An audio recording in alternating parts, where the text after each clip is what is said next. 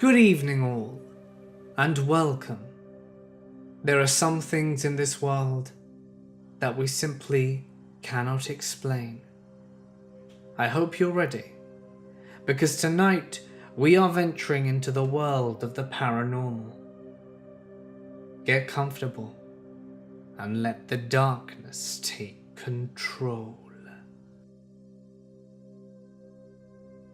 My family moved into a 2-story home in a wooded neighborhood in southeast Texas when I was 8. My earliest memory of the house was the day we moved in. My sister and I chose our rooms, and I was so excited. My room had 2 closets, which I thought was awesome at the time. Anyway, that first day I was walking down the stairs by myself, and I felt like someone was walking this close behind me. Like when someone is standing right behind you, and you can't see a shadow or anything, but you can feel them. That lasted for about 2 steps, until I ran as fast as I could down the stairs, while praying the light of Jesus surround me. It sounds so stupid now, but it was the first time I was ever scared of anything like that. Most of everything else happened when I was older, but looking back, that was mild compared to how I eventually felt in the house. Some background. The downstairs of the house was open with a lot of windows. The stairs were right in front of the door, and it was more like a stairwell because they were flanked on either side by walls, not a railing like my house now. And they were designed like this: go up 8 stairs, turn, go up 8 more stairs, and now you're upstairs, but facing a wall, and have to turn again to get anywhere. The second floor of the house was just a long C-shaped hallway, where you had to turn a corner to get to each room, and there was no open space at all. Now that that's settled, I'll just dive right in. I was home alone a lot. Sometimes I would feel scared, sometimes I wouldn't. If I ever felt scared, like someone was watching me in the house, I would go outside and ride my bike until my mom or older sister came home. I was always uneasy while going down the stairs. As I got around age 12 and older, it got worse. Here are some examples. Sitting at the desk doing homework one night while facing the wall. I was babysitting my little brother, and I feel him sneaking up behind me, pinching the fat on my hip really hard. I immediately spin around to slap him, but he's not there. He's across the house in the kitchen. Another instance. I had a bunk bed that was a desk on the bottom, so I slept up high. When I was ready to turn the light off, I would just reach through the railing and pull the chain. One night I'm laying there reading, and the light goes off. Thinking it's my sister's boyfriend messing with me, as it's not uncommon, I say something to him and reach through the railing to turn the light back on. After the light is on, I look down, and it's obvious he isn't/wasn't in my room. I listen and hear him in a conversation with my sister in her next room, and then I realize that if he'd have hit the light switch on the wall, me pulling the chain wouldn't have turned the light back on. As soon as I realize that, the light turns off again. I'm too scared to do anything, so I go back to sleep. The next one is a bit hard to explain, but in the house I would just get so scared. For sure, I was a scaredy cat, And also, our home life was pretty terrible with my stepdad. So my mom, sister and me did have actual fear most of the time he was home. But the creepy someone is watching me / something is in my room fear felt much different than the fear I had of the tangible person and events in front of me with my stepdad. So I don't know, maybe it was a way of coping. Sometimes I would be downstairs at night for about 3 hours, whilst everyone else was asleep.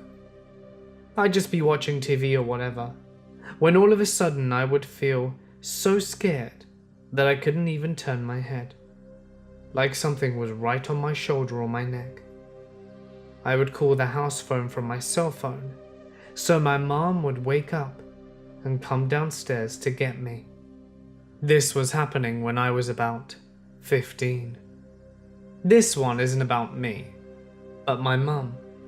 Of course, she didn't tell me this until after we'd moved, because she knew how scared I was of the house. I was 14 when she and my stepdad got a divorce, and one night, all the kids were at grandma's, and she came home from work after dark.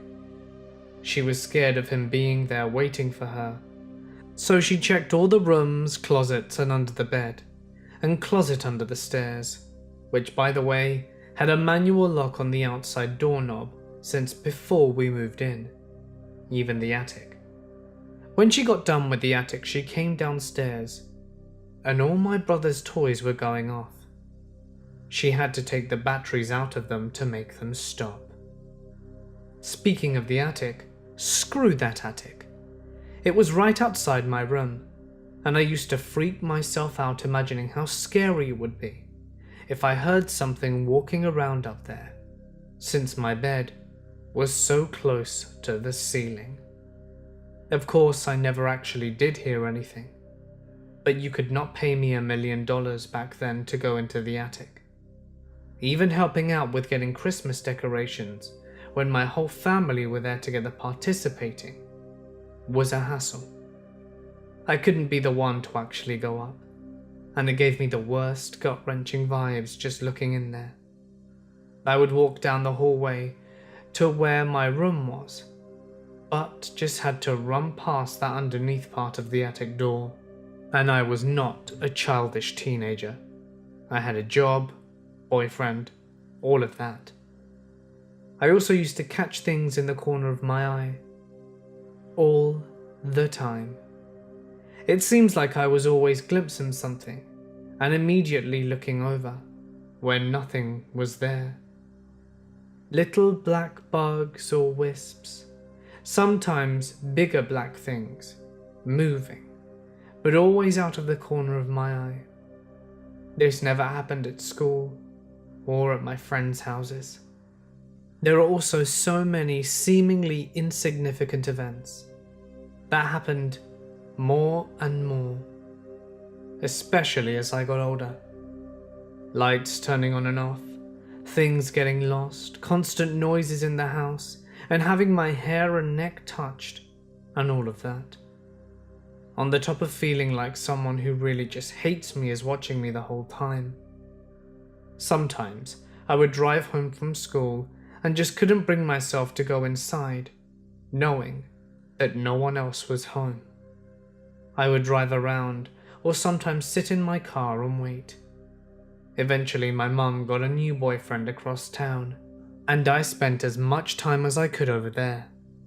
His house was like a heaven. I could be there all alone and just feel totally fine and normal. So the last thing that happened before we moved? One day it's summer. My mum's at work and I'm home alone cleaning my room. I had music blaring out at full volume, because at the time I learnt that it would drown out any noises in the house coming from down the hall or downstairs.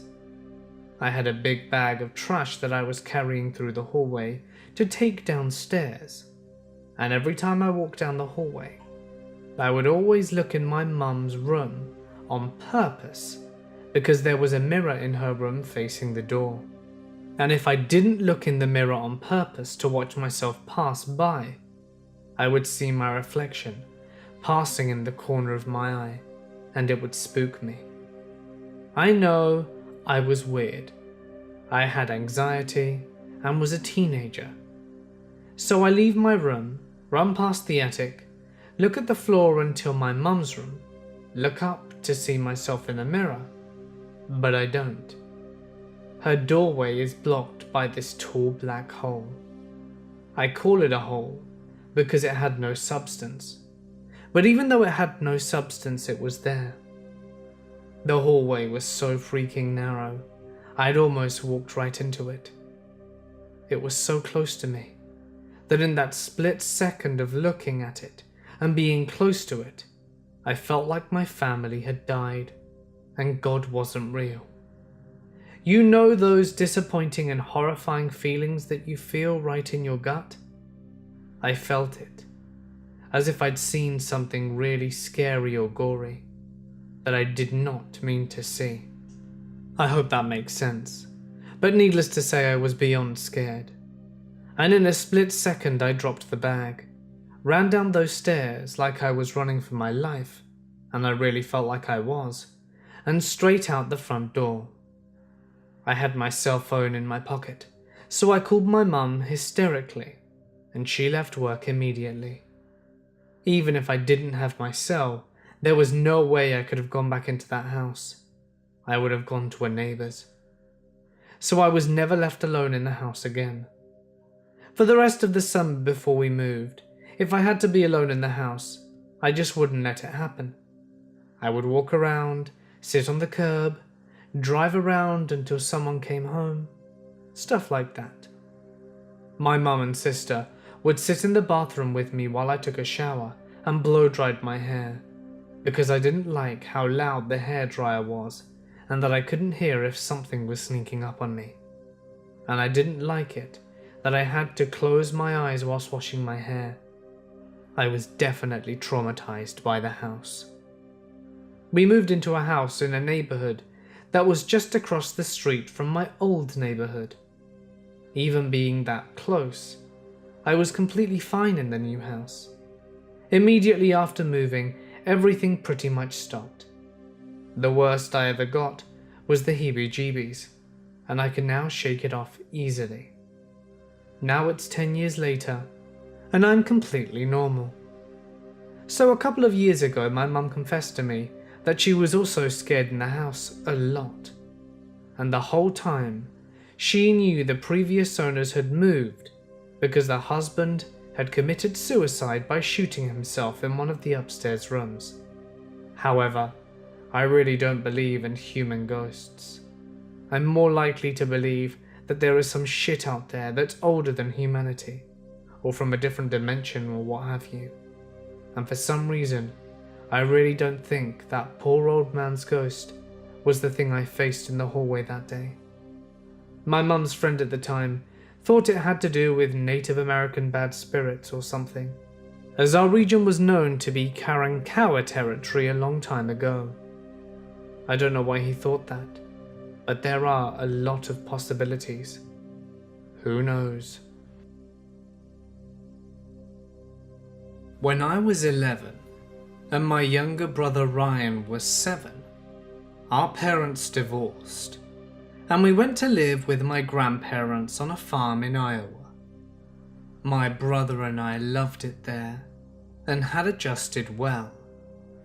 I was the class clown, and my brother and I had a blast exploring the farm and spending time with our friends. One day out of the blue, Mum came home with this guy, James. James lived with his daughter Sharon, a couple of states away in Wyoming. Mum told us he was going to be our new dad, and we were going to move into his house in Wyoming.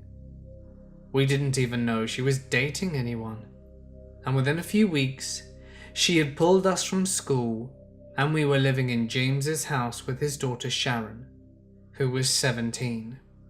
James also had a 15-year-old son, Matt, who had ran away from home. I got Matt's basement room. My brother was in the basement room across from me, while everyone else was upstairs. When Sharon took us to our new bedrooms in the basement, the entrance at the basement landing had all these naked dolls piled up in a corner. My brother Ryan and I were like, "What the crap are these?" Sharon said that her brother Matt used to take the dolls and torture them. They were all naked, with some arms or legs missing. Even some had burn marks on them. Being in 6th grade, I thought it was kind of like blowing up army men with firecrackers, trying to justify it into my 11-year-old mind. Sharon then took us to our rooms. It was a pretty small basement with only 2 bedrooms, with cold concrete floors. And it was the 80s, so the house was not well insulated, and I always remember it being cold in the basement. There was a massive metal door that connected the garage to the basement, so you could exit the basement by the garage stairs or the stairs from the upstairs. The basement garage door was very hard to push open and shut, as they had put a big insulation strip around it and under the door to keep the cold air out. Being 11 and weighing 100 pounds soaking wet, I had to lay my shoulders into it just to open and shut it. But it was a quick way out of the house. We often went out this way, so we didn't have to go upstairs where Mum, James and Sharon would be. Ryan and I spent as much time outside of that house as we could, either exploring the barn that James had on his property, or walking across the road, as there was a huge open pasture right next to his property. My brother Ryan and I were pretty innocent about many things. We were still pretty silly, and everything was funny to us. Or we did stupid things, like the kids in the movie Stand By Me. If you've seen that, James is our new dad, and he was the opposite, a disciplinarian. We had to eat every piece of food on our plate, or sit there for hours at the table if we didn't. For example, they made us eat summer sausages that they had made for almost every meal for a month. I think they were trying to get rid of it at that point, as they'd made too much. We hated it, but James and my mum really didn't care about that. It makes me want to gag thinking about it all these years later. Well, after getting settled into our new rooms in the basement, my brother and I noticed 2 things. One was Ryan's room was bare, with nothing but a bed. My room, or should I say, Matt's room, was as exactly as he'd left it. He had his posters on the wall, homework sitting out, and a hunting knife we found in the desk. Even his clothes were still in the closet. It's like he was still living there. From day one, my brother did not leave my side. He slept on a rug beside my bed. I was kind of a butthead, as I didn't let him sleep in my bed with me, because I was 11 and he was my brother, so that would not have been cool, but I was scared to sleep by myself in that room, and thankfully, my brother slept there too. After about a day or 2 of living there, my brother and I started exploring Matt's room.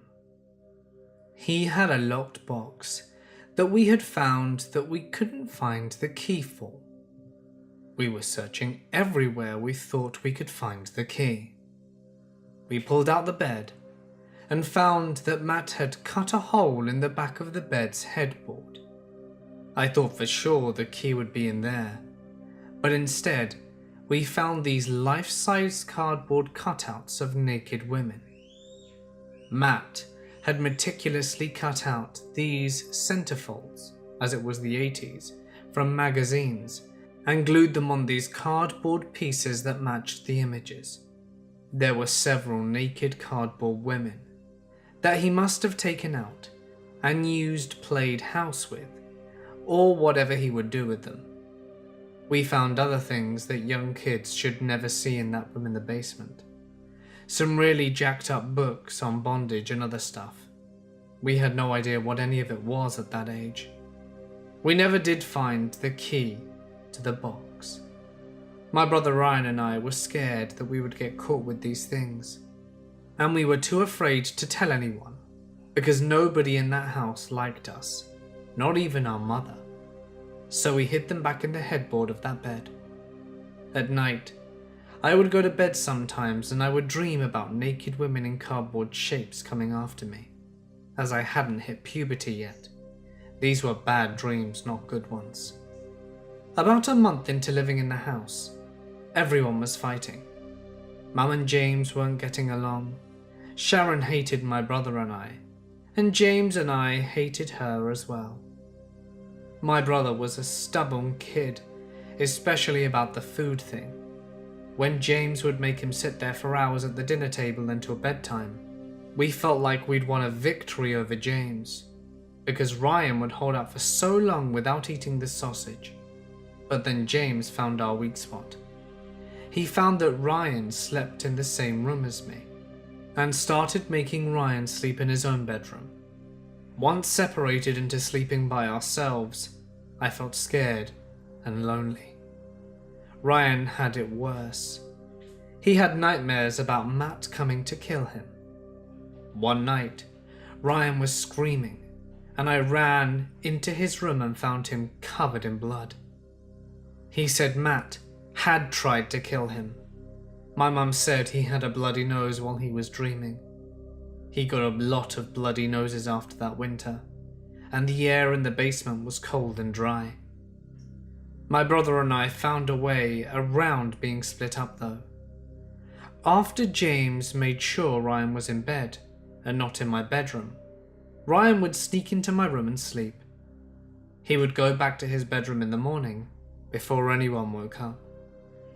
There were lots of really jacked up things that happened, but there is one that bothers me to this day, and why I am telling you this.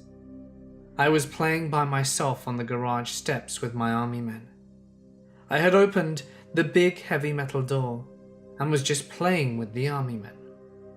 I was the only one in the house for whatever reason, and for some reason I grabbed a couple of the dolls that were lying around in the corner, and at first I made them part of the army wall, but then I made them kiss. I'm not sure why I did that. Like I said, I wasn't really into girls or had hit puberty yet. All I knew at the time is that the giant metal door behind me slammed shut. The door that I could barely nudge just slammed shut 2 feet behind me. I'm glad I was the only person there, and I knew there was no way that door would shut by itself. I was so scared, I just acted like I was still playing army men for about 5 seconds, then ran up to the garage stairs as fast as I could, thinking at any moment something was going to grab me before it made its way out of the house. I stayed outside until my mum came home, and I never told her what happened until later on in life. Not too long after that, my mum and James split up, and my brother and I moved back with my grandparents. That's when my mum told me some other things, that Matt had actually committed suicide, not run away. She had to explain what suicide was. He had hanged himself in the barn my brother and I played in all the time. Thanks for the heads up, Mum. I believe in good and evil in this world, and that house and environment was evil. I've never seen any ghosts or aliens or anything like that, but that door slamming by itself happened. It wasn't air movement in the house or pressure. The malignant entity that roamed that house closed it, and I am sure of it. In Singapore, all able-bodied male citizens have to serve a couple of years of military service. It's now 2, but used to be 2.5 back in the days of which we're speaking. Now, Singapore is considered to be a rather spooky island. Despite being a highly developed, major urban metropolis, it has plenty of dark and creepy corners. Many of these dark and creepy corners are found in the various bases and training areas of the Singapore Armed Forces. So, back in the year 2000, I was a combat medic with an infantry battalion. While we still had to run around the riflemen in the mud and in the jungle during training, our lives while we were back at base were pretty good. This was because the medical center at our base served as the medical center which supported the Ministry of Defense itself. Thus, the facilities were quite plush, and while it sucked having to duck out of the way if you looked a bit scruffy, and a general or other bigwig was coming in for a checkup, the benefits were that we didn't have to clean the medical center ourselves, and that we got air conditioning and TV in the medical center waiting area. There's a story about the medical center itself, but this isn't what I'm sharing today. Now, being a medical center, we ended up producing quite a bit of medical waste, contaminated sharps, used dressings and the like. All of these went into yellow sharp boxes, and these were supposed to be collected once a week and disposed of by a waste contractor. With the usual efficiency of the army, there was a screw up with the scheduling, and they didn't come in a month.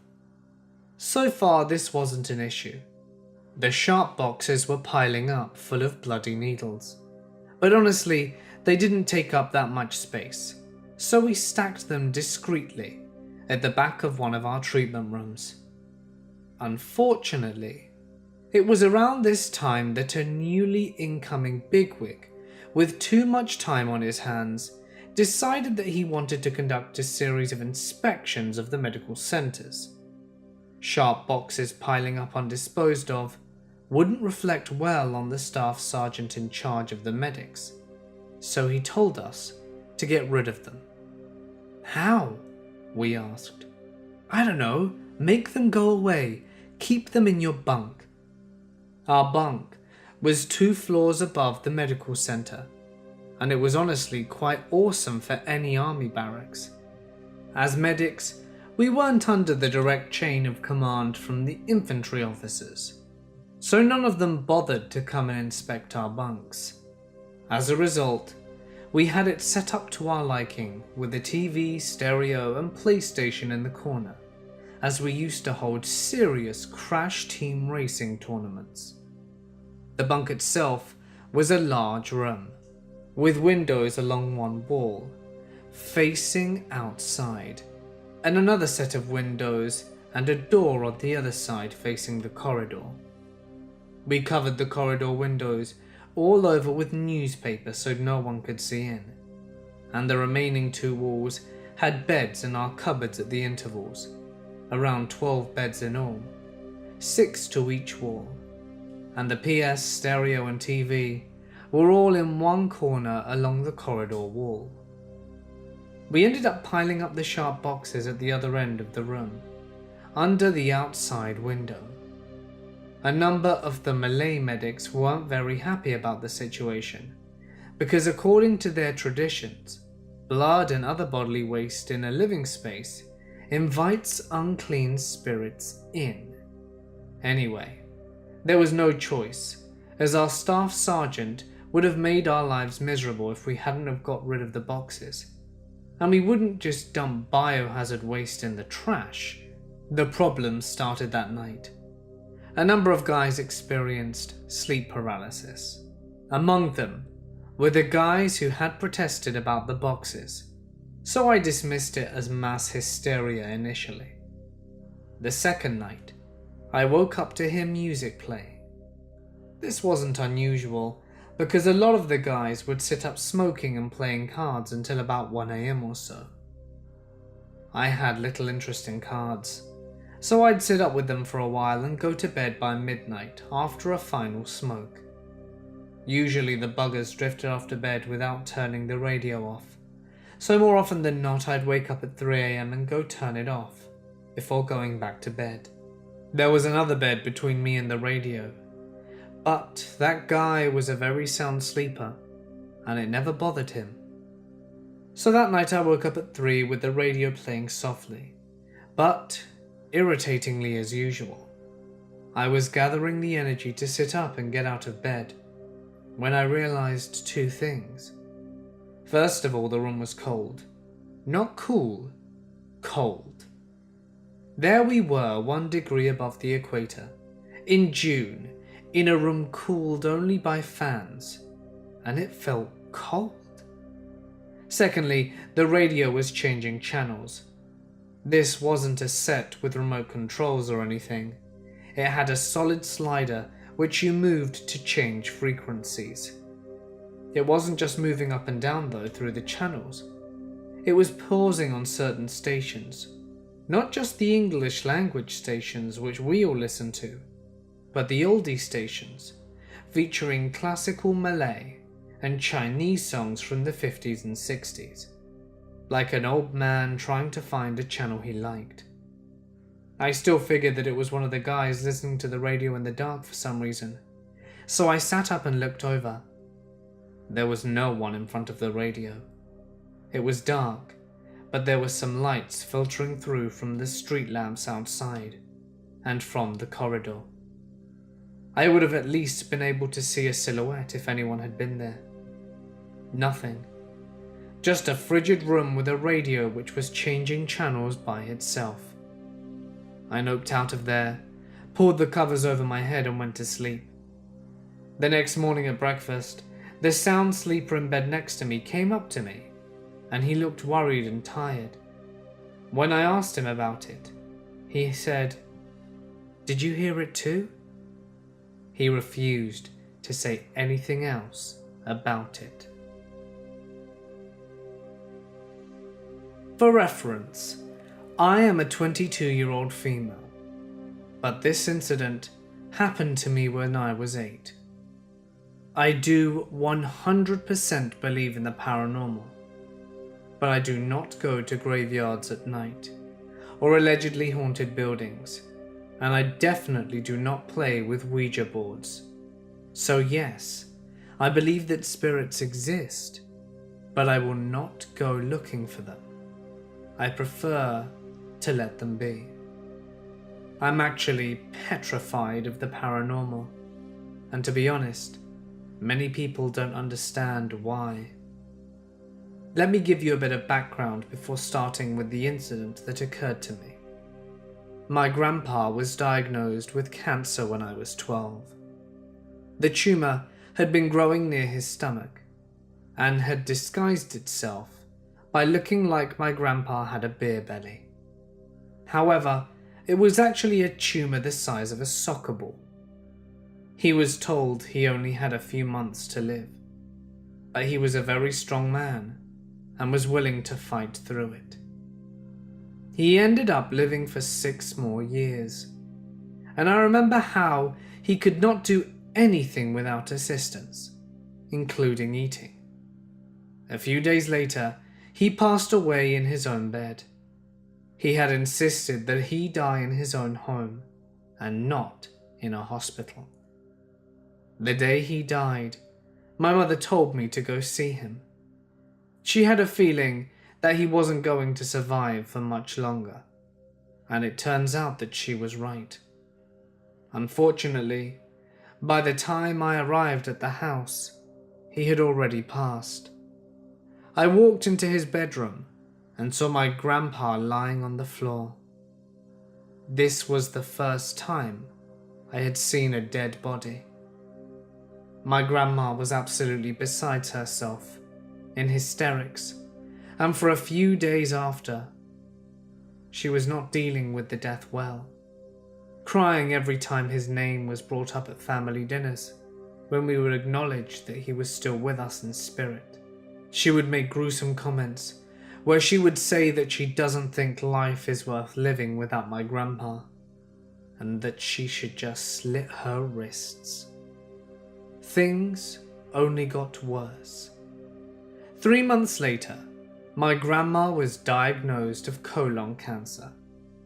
Now, she isn't the most positive person at the best of times, but now having to deal with the death of her husband and trying to be strong and positive with the cancer, it was very lucky that the doctors caught it when they did.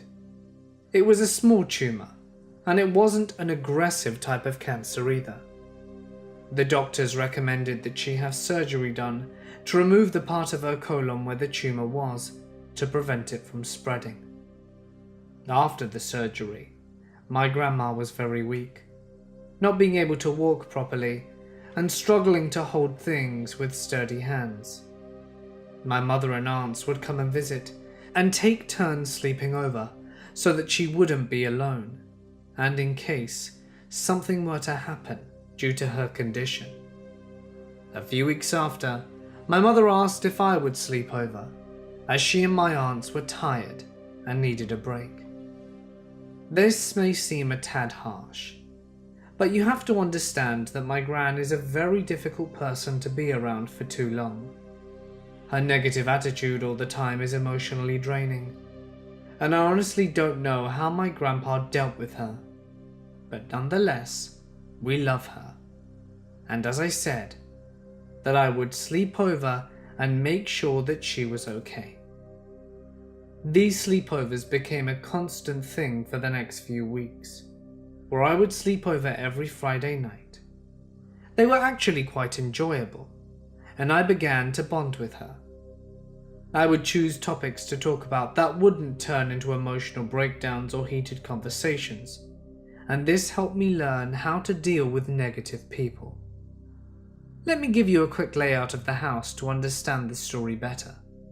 So the kitchen, dining room and lounge were in one part of the house, and as you walk further in, there is a door that leads to a long hallway. On the left is a bathroom, and on the right is a study.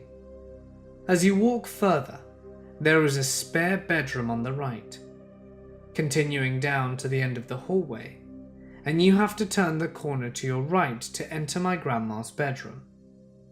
Quick important fact to mention. My grandparents liked their space when they slept.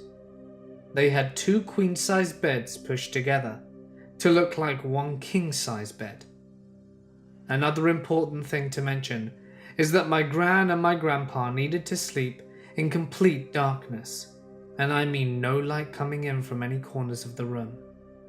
There was even a particularly funny incident when my grandparents went on holiday with my family before I was born.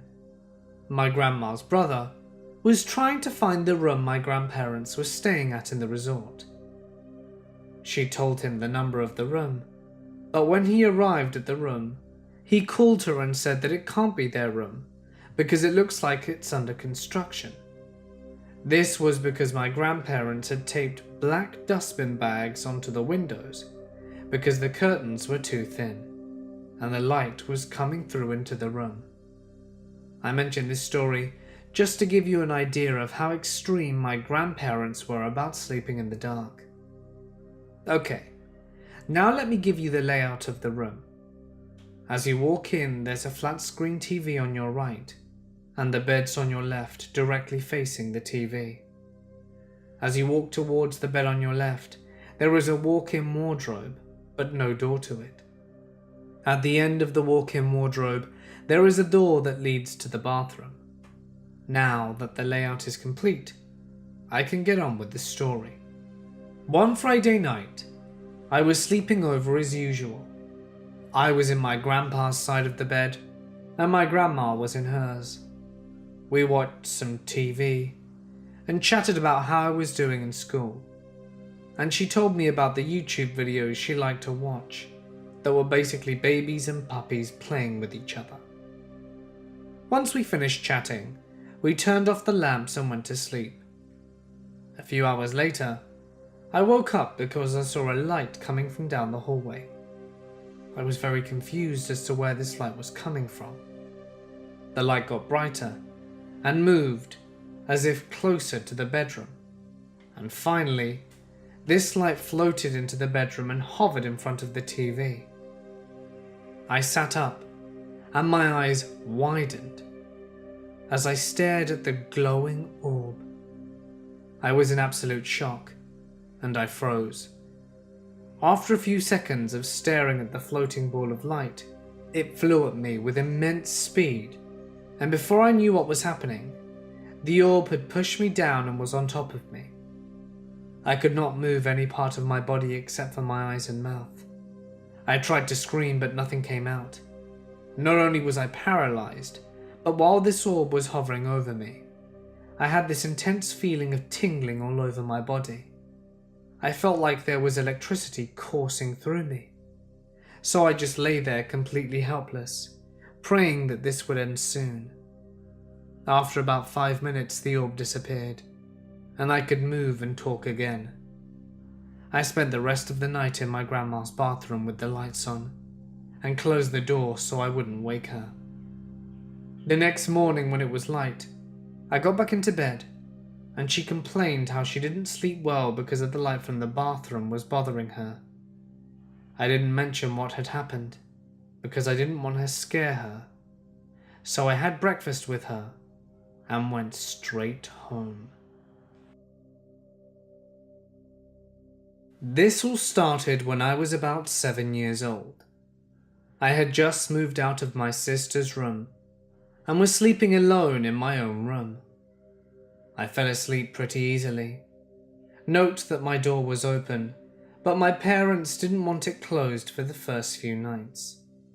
The next thing I remember was I was having a vivid dream of cowering in my bed, afraid of a killer that was downstairs. I slowly heard footsteps come up the stairs, creaking with every step.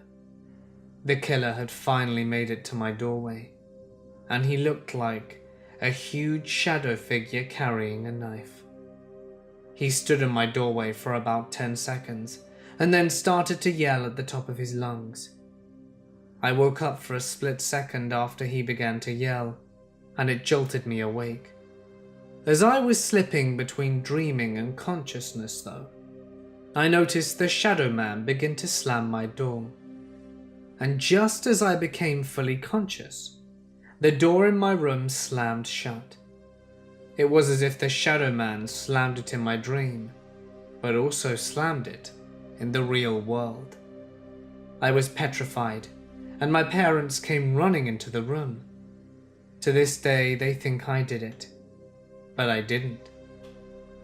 For the next few years, late at night, I would occasionally catch a glimpse of the shadow killer while fully awake. I would turn my head from one side to the other, and as I turned, my eyes would pass down the dark corner of the room. There I would see him, only for a split second. He would always be staring at me, in the act of moving something. I would do a double take, and he wouldn't be there. Every time though, whatever he was moving would continue to move. Sometimes it was a book falling off my desk from him nudging it. Sometimes a paper would slide across my bed from him slightly tossing it. I would always catch the tail end of these acts. All of this made me a nervous wreck. Ever since it started with that first dream, the sightings became more and more frequent. In the beginning, it was maybe just once a week, every few weeks, and then once a week, and then every few days. One fateful night though, something changed.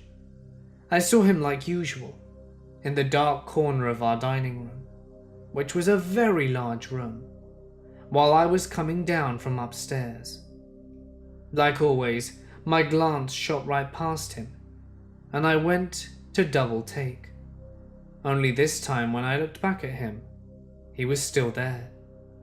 I instantly stumbled backwards with my back landing in the highest stairs behind me. The breath was taken right out of my lungs, and I was petrified and couldn't move a muscle. All he did was stare at me. I couldn't make out any of his features. The corner of our living room was very dark, and I only looked away for about 15 seconds, and when I looked back, he was gone. This is when I knew for sure that I wasn't crazy. Some of you may doubt me, but I know what I saw. After this, I decided to do some research on the house. I had a strange feeling that this shadow man was tied in with some sort of dark history to the house. I needed answers, and I remember just Googling my address. I was desperate for anything. Like a miracle, I got a hit. First search. There was a murder at my address. In 1979, a deranged kid stabbed his father in his sleep. The kid apparently lived in the house for a week before anybody figured out what he had done. All he had done with his father's body for the week was prop it up in the darkest corner of the living room. Dark things happened all the time I was in the living room. That's when I figured out that I had to do more research. A killer lived in my house? Was that the only incident? I had suddenly brought up more questions than I had answered. The vision of the shadow man continued to happen, more frequently of course, and to this day my mum won't speak of what happened to her. I think she's still afraid. I've never fully recovered either. The shadow man continues to torment me from time to time, but I have gotten used to it though. Hey guys, it's Mort here, and thank you so much for listening. I hope you enjoyed tonight's stories. I thought it was about time to do a few more paranormal ones, having given you plenty at the end of October. Which, by the way, if you haven't seen that video, it's almost 4 hours of non-stop paranormal stories. Maybe you guys will enjoy it if you haven't seen it already. If there is a story that you would like to share, feel free to send it to my email or my Reddit. And if you enjoyed the video, don't forget to drop a like and leave a comment with your thoughts. New videos are uploaded every night, so don't forget to subscribe and hit the little bell icon to not miss your nightly spooks. But anyway, for now guys, I'm gonna sign off. Stay awesome, and I'll see you in the next one.